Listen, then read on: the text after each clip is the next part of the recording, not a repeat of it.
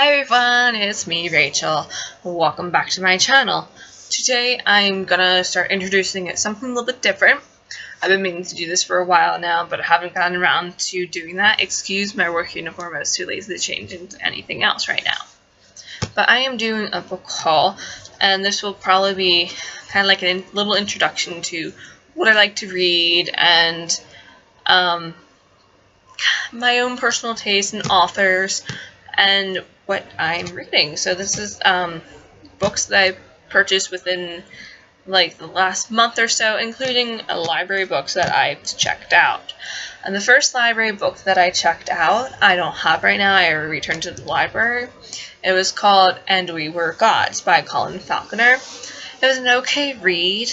It's not one of the best books by him. It was an okay one. I prefer his Silk Road and Isabella Braveheart of France. So the next one is called The Little Coffee Shop of Kabul by Deborah Rodriguez, and it takes place in Afghanistan I'm not sure which war, since I didn't really. Okay, I'm reading the back. I'm kind of scanning the back, and it says Taliban, so probably early 2000s this takes place. I'm not really one for this kind of a novel where it's like, I don't know, I want to say it's chick lit. That might be an inaccurate description of it, but I'm not that big of a fan in this kind of fiction. Next, a book that I checked out is Accidental Empress by Alison Potcott. I'm gonna really mispronounce this last name. Pat Aki. I kind of want to pronounce it kind of like German, but it sounds weird even then. But this is about Empress Elizabeth of the Austro-Hungarian Empire. There's two in this series. This is the first one, and it tells about how she becomes this empress. And I've been trying to choose historical figures lately that I don't know much about, and Elizabeth is one of those historical figures, and she's actually quite popular. She's very well known for her beauty, and if you go to Schönbrunn Schloss in Vienna, she has a room in which you see one of her gowns and the little, I think there's stars that go in her hair, and it's just one of those things that like everyone else knows about, and I'm really clueless. And I kind of want to get into more of the German and Austrian history, since I'm traveling there and I know nothing about their history except for like the Reformation. I'm so horrible, but I love Reformation history. So these books I got last night. I have been getting into Janet Ivankovich and her Stephanie Plum series. And my rule sometimes with these kind of series is I won't read them until I find them used. That way I can pace myself and don't buy all of them at once, and I can have time to think about buying them. And so, like, I have a few series that I've never read. One's from Charlene Harris, and I actually have two of her mystery series that I've never read. And those are my to be read. I found another one yesterday when I was shopping for these books, so we'll get things done. We'll get them done. Anyway, so I got the Three to Get Deadly. Okay, I don't have it. I couldn't remember if I got. For some reason, why does this kind of... Did I read this already? Shoot.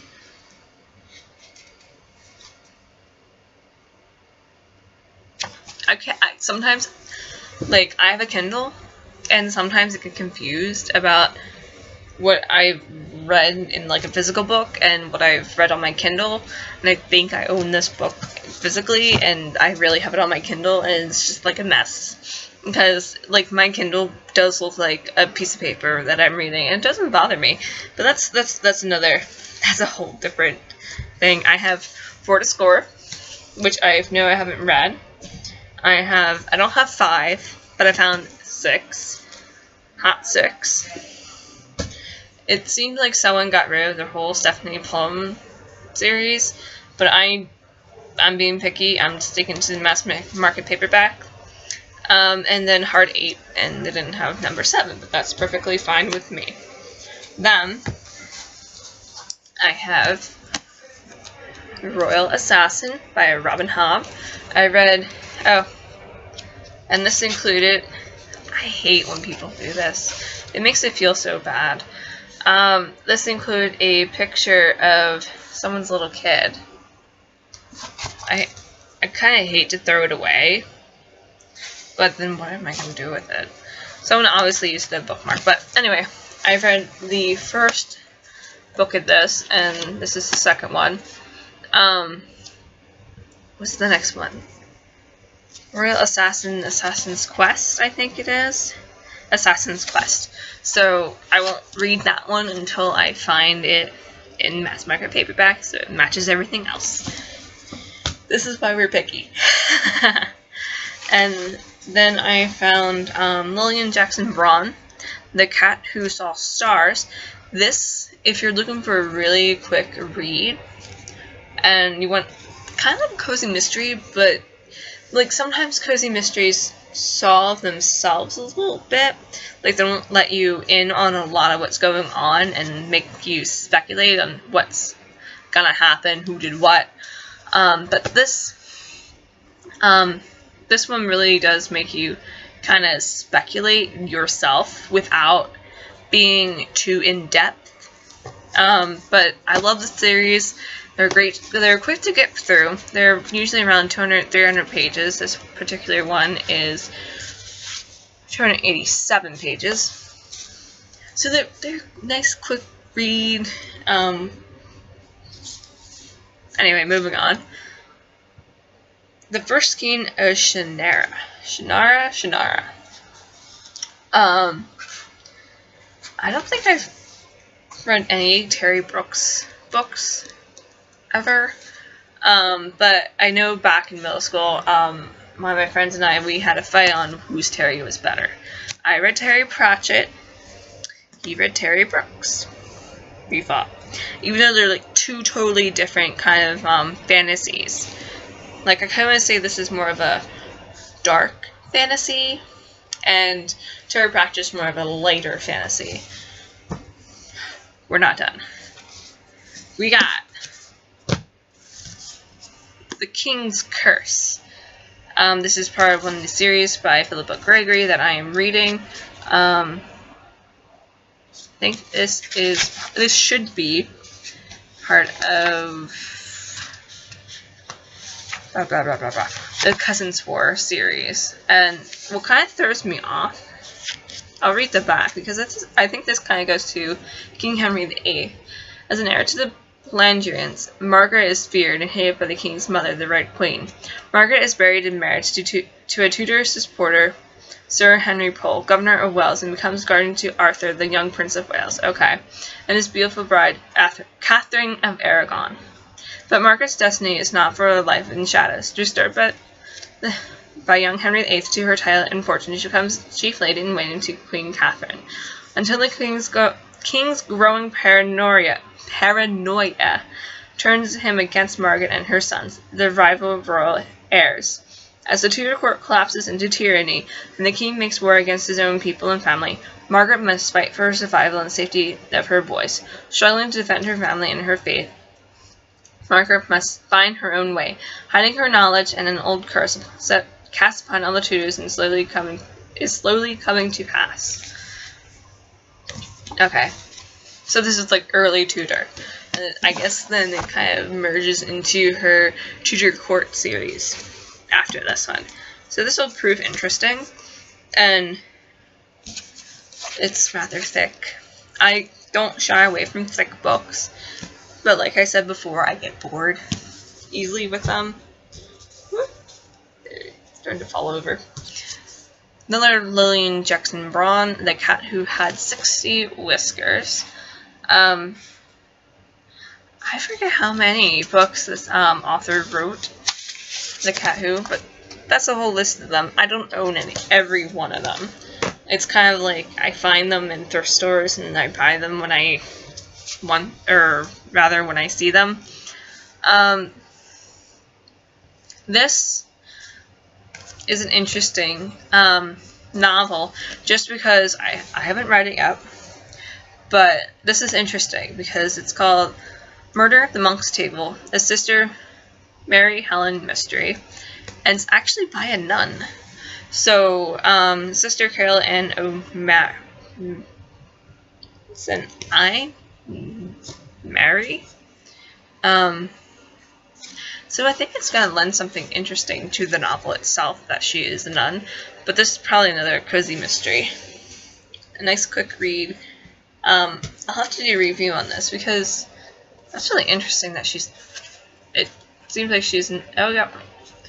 Sister Carol M. Mary O'Mary has been a sister of the St. Joseph of Crondet for more than 50 years. She ministers to homeless women at a daytime drop-in center in downtown Oakland, California, which she co-founded in 1990. Murder at the Monk's Table is her 11th novel featuring Sister Mary Helen. Interesting. Then I have another Philippa Gregory book.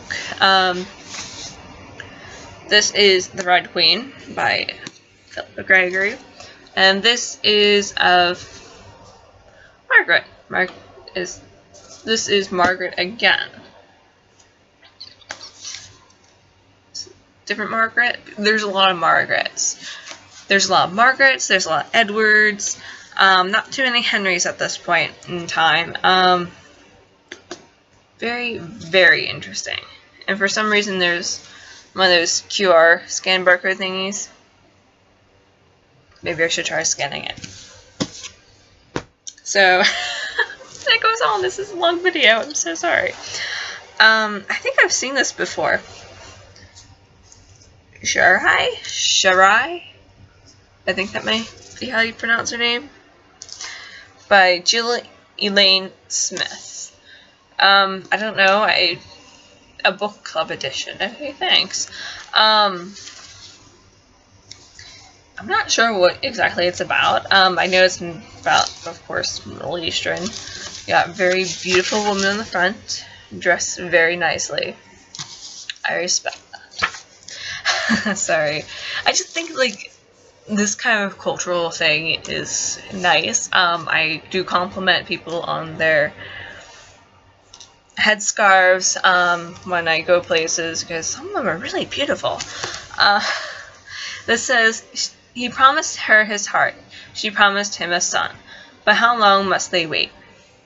When Abram finally requests the hand of his beautiful half-sister, Sharai,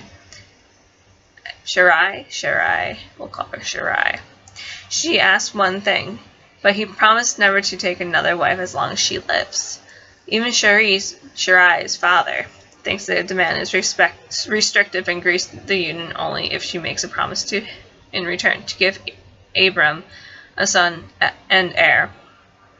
Certain she can easily do that, Sharai agrees. But as the years stretch on and Sharai's room remains empty, she becomes desperate to fulfill her end of the bargain, lest Abram decide that he will not fulfill his. To what lengths will Sharai go in her quest to bear a son? And how long will Abram's patience last? Jeez. I'm horrible. I'm sorry. So, that kind of seems like an interesting book. I swear, I think I just picked this because of the beautiful cover. But, we'll read it anyway. It's nice. It looks like a nice quick read. It's about probably 300 pages. Then, as my pile falls over here, it just did. This is The Dandelion Killer by Wen Wanda, sorry, Wanda Luthrell. So that's my book haul. Will I get through all of these anytime soon? Probably not. These definitely within the next few weeks. I kind of want to take a Sunday, take a book, maybe to Starbucks, and just read without interruptions. Because this is going to be ridiculous on my to-be-reads. And I still need to go through my bookshelves and put everything into my Goodreads. I even forget my name on Goodreads. Oh, I forgot my Kindle. Oh no. I'm so sorry. This is being so long. I'm going to do a separate Kindle thing. But right now, if you want to know what I'm reading Dangerous Works by, hold on. Who is it by? Carolyn Warfield. And it's a romance novel. And I'm not one for romance novels, but this one's actually very, very good. So we'll talk to you guys later. Well, it's just me and my books. But I'll talk to you guys later. So that's it. See ya.